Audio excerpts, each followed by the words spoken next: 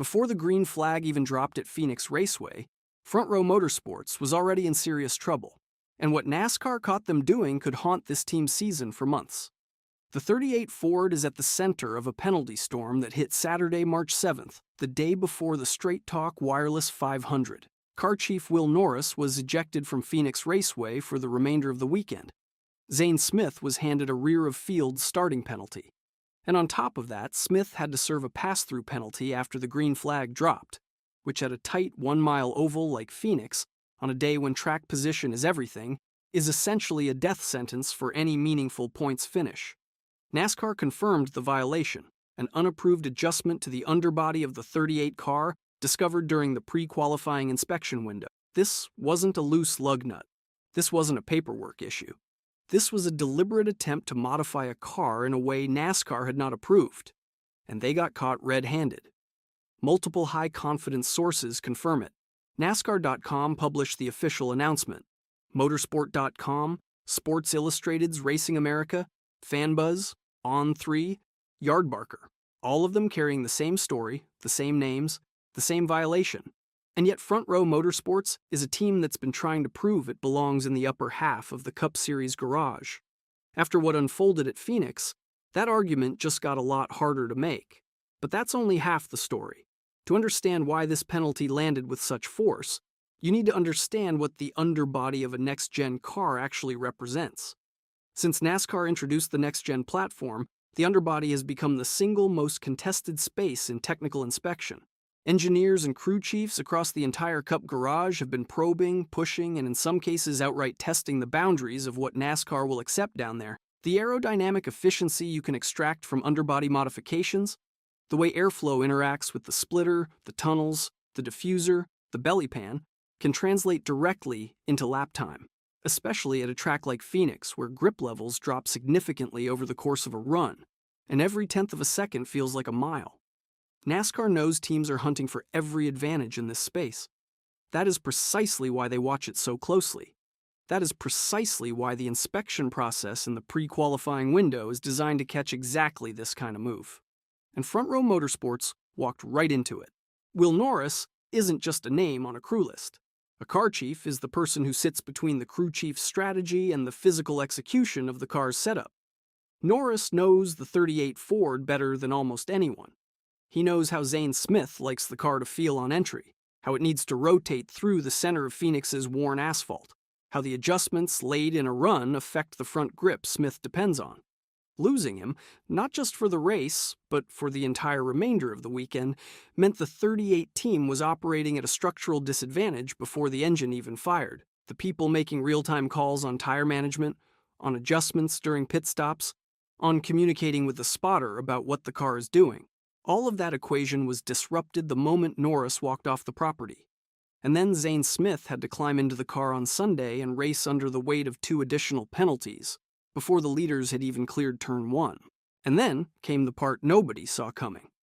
Walk through what Sunday actually looked like for the 38 team. Smith qualified 24th before the penalties were applied, meaning he moved from a genuinely competitive starting position all the way to the back of the field.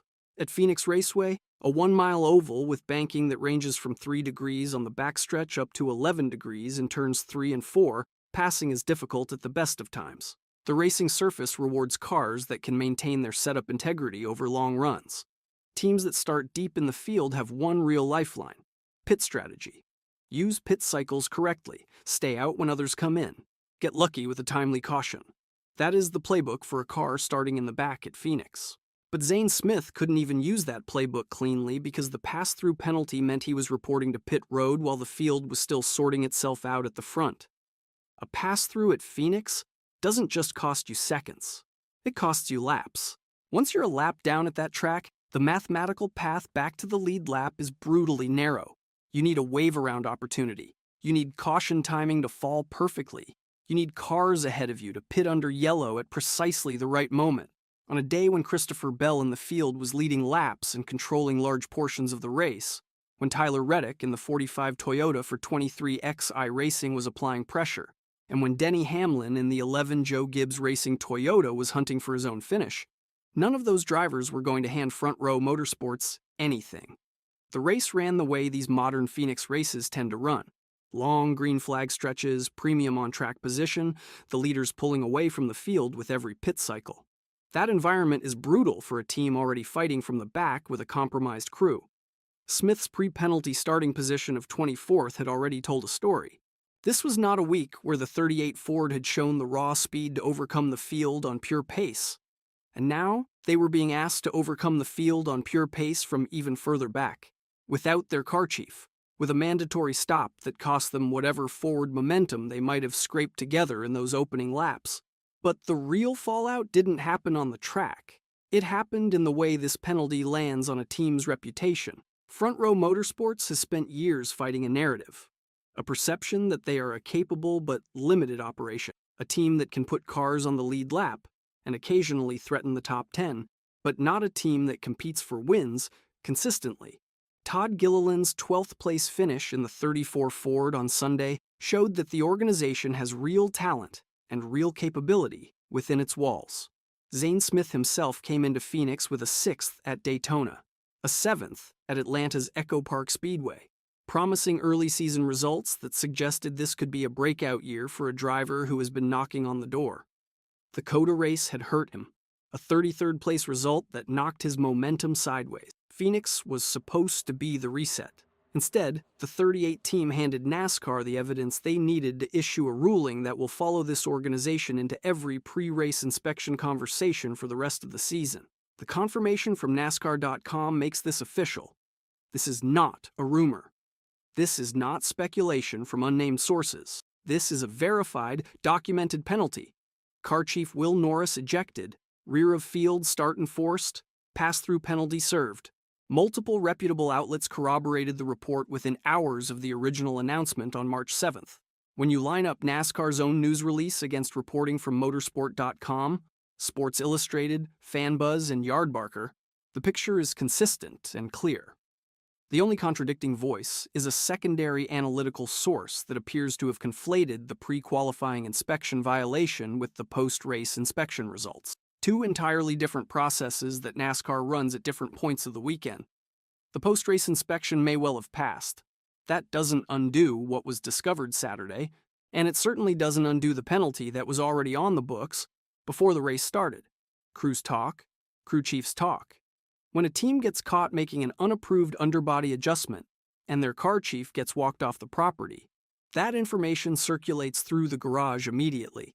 Every crew chief standing on pit road Sunday morning knew exactly what had happened to the 38 team. That kind of visibility creates pressure, because now every competitor knows that NASCAR is actively watching underbody adjustments, and they know the consequences of getting caught are immediate and severe. If there's a silver lining for Front Row Motorsports in this situation, it might be that they inadvertently sent a warning shot through the entire field. But that is cold comfort when your driver is sitting at the back of the grid with 2 penalties hanging over his head. And when you look at the standings now, you'll see why this changes everything. Zane Smith entered Phoenix sitting 14th in the Cup Series standings. After the Daytona 6 and the Atlanta 7, there was genuine optimism that Smith could climb into the top 12. The threshold that matters, the cut line that determines playoff eligibility as the regular season develops. Every race in the first half of the year is building the foundation for where a driver stands when the playoff picture gets set. Phoenix was a 1-mile oval that historically rewards consistency and strategy. A clean race from 24th starting position might have delivered Smith a 15th or 18th place finish. Not glamorous, but solid. Points banked, ground maintained. The Coda 33rd still stinging, but not defining the season. Instead, Smith almost certainly fell backwards in the standings relative to competitors who ran clean. The pass-through penalty and the rear start combined to make any meaningful points accumulation on Sunday unlikely. While the top half of the field was piling up stage points and chasing finishing position points, the 38 Ford was in damage control mode. 14th in points is not a safe position when you have just handed away points to a field full of drivers who are also chasing playoff positioning. The cut line moves every week. Drivers in 15th through 20th are gaining on you while you're going backwards. The gap between where Smith sits now and where he needs to be is not insurmountable, but it is wider today than it was Friday morning at Phoenix. And that margin was created entirely by a decision the team made in the garage that NASCAR did not authorize. For context on what these inspection violations can cost a team over the arc of a season, consider that even L1 level penalties, the lowest tier in NASCAR's enforcement structure, create starting and on-track penalties that compound. The 38 team did not just lose points at Phoenix.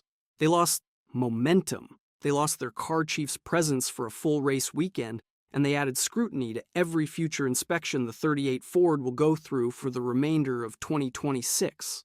And that sets up what could be the most important race of the season, at least for what it reveals about Front Row Motorsports. The Cup Series next heads to Las Vegas Motor Speedway on March 15th. And before anyone in the 38 camp breathes a sigh of relief, understand this. There are no carryover penalties expected for Las Vegas, but the damage done at Phoenix is already baked into the standings. Smith arrives at Las Vegas carrying a reduced points total and a team that is now operating under a microscope. NASCAR's inspection teams do not forget. The entire garage does not forget. And every technical decision the 38 crew makes between now and the green flag at Las Vegas will be made with the awareness that they are being watched more closely than they were 2 weeks ago.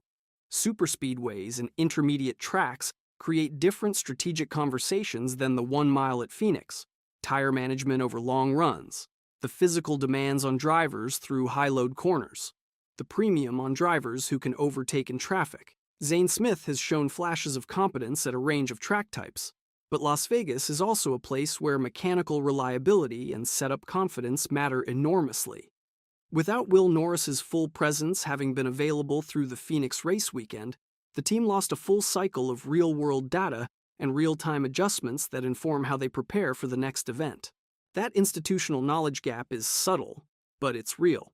The deeper question hanging over Front Row Motorsports right now is one of intent. NASCAR's official language was unapproved adjustment to the underbody. The sports rules are explicit. Any modification to the underbody geometry or surface must be pre-approved. What remains unanswered publicly is whether this was a deliberate attempt to gain a competitive advantage, or whether it crossed into that gray zone where a team pushes on a gray area modification and loses the coin flip with the inspector. Those two scenarios carry very different weight in the court of garage opinion. But NASCAR's enforcement doesn't grade on intent. It grades on outcome. The adjustment was unapproved. The car failed reinspection. The car chief was ejected. The penalties stand. What happens next for this team at Las Vegas will tell us something important about how they respond to adversity. Do they race clean, rebuild points, and treat this as a costly lesson? Or does the pressure of a narrowing playoff window push them toward another aggressive gamble somewhere down the schedule? The season is still early. The standings are still fluid, but the margin for error just got smaller for the 38 team, and every race from here until the playoff cutoff matters more than the one before it. Phoenix already cost them. How much it ultimately costs them depends on what Front Row Motorsports does next. Every eye in the Cup Series garage will be watching the 38 car the moment it rolls through inspection at Las Vegas.